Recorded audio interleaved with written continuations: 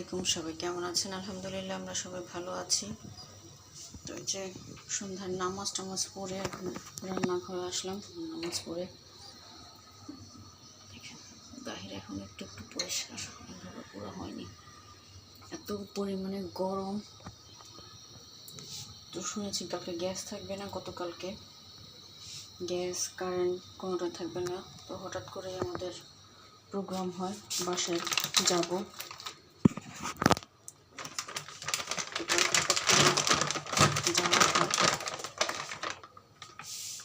ঘুরে আসি একটু আমার বাসার থেকে, আর হচ্ছে ননাসের বাসা থেকে। আমার কাছে রোল দিয়ে দিয়েছে, যেগুলো আমি ভাজবো।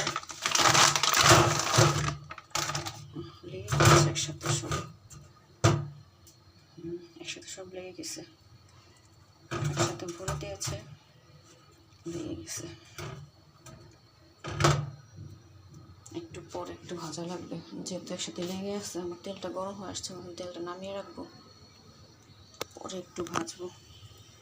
সব একসাথে দিয়েছে, লেগে গেছে। মেয়েরা ঘুমাচ্ছে এখনো, দুজনে এখনো ঘুমাতেছে।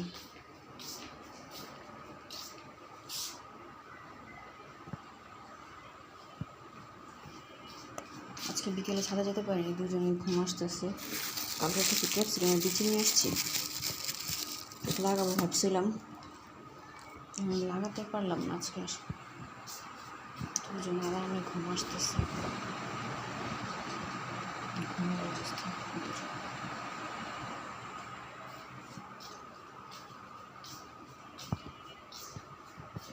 এখন রুটি বানাবো, কারেন্ট যাওয়ার সময় হয়ে গেছে। ওদের নাস্তা রেডি করবো। আজকে ভাতও রান্না করিনি, এই ভাত রয়ে গেছে। ভাত ডিম দিয়ে ভুনা করেছি, ভাত রান্না করা লাগেনি। কালকে আম্মু আসার সময় ভাত তরকারি সব দিয়ে দিছে, ভাত রান্না করা লাগেনি। ভর্তা বানিয়েছিলাম আমি, দুটো বের করে রাখা লাগবে, বাসা থেকে নিয়ে আসছে।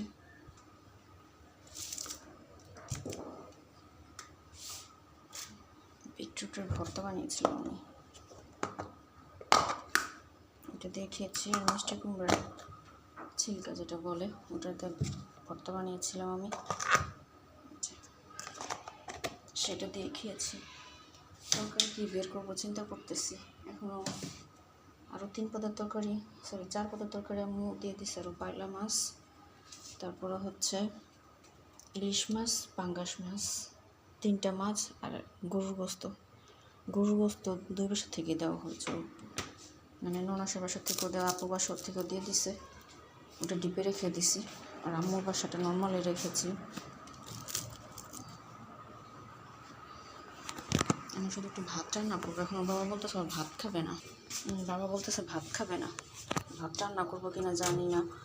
মেয়েরা যদি আবার এগুলো খায় তাহলে আবার ভাত খেতে চাবে না, কী করবো বুঝতেছি না। তো আগে নাস্তা রেডি করে দেখি, তারপর হচ্ছে রান্না বান্না। সকালের নাস্তার জন্য আবার করতে হবে। নরম হয়েছে, ভেজে নিই এখন, নাস্তা খেয়ে নিই। তো আজকে এই পর্যন্তই। আজকে আর আপনার সাথে শেয়ার করতে পারলাম না, কারণ কারেন্ট চলে যাবে, যখন তখন কারেন্ট চলে যেতে পারে। তো আজকে এই পর্যন্ত। সবাই ভালো থাকবেন, সুস্থ থাকবেন। আমার চ্যানেলটা সাবস্ক্রাইব করবেন, লাইক কমেন্ট শেয়ার করবেন, আমাদের জন্য দোয়া করবেন। আমার চ্যানেলটা অবশ্যই সাবস্ক্রাইব করে দেবেন যারা এখনও সাবস্ক্রাইব করেনি। আল্লাহ হাফেজ, আসসালামু আলাইকুম।